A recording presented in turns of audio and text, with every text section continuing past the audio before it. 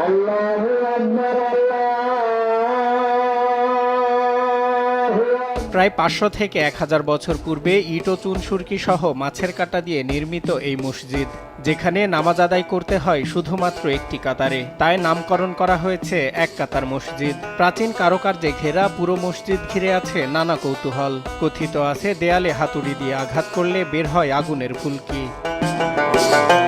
ঐতিহাসিক এই মসজিদটিতে নামাজ আদায় করতে পারেন মাত্র ১৩ থেকে ১৪ জন। তবে এই মসজিদটি কত বছর আগে নির্মিত হয়েছে তার সঠিক উত্তর কারো জানা না থাকলেও নির্মাণ কাজ দেখে ধারণা করা হয় এটি মুঘল আমলের। তাই তো দূর দূরান্ত থেকে প্রতিদিন ভিড় করছেন দর্শনার্থীরা। এই মসজিদগুলোতে নতুন কিছু কারুকার্য আমাদের দৃষ্টিতে পড়তেছে, যা আমরা এদিক সেদিক কোথাও দেখি না। বাংলাদেশের আনাচে কানাচে থেকে এখানে দেখতে আসে।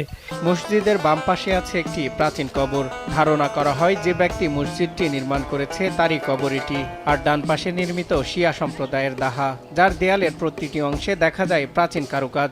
এত সব প্রাচীন স্মৃতি জড়িত থাকলেও প্রত্নতত্ত্ব বিভাগের কেউ আজও যায়নি সেখানে।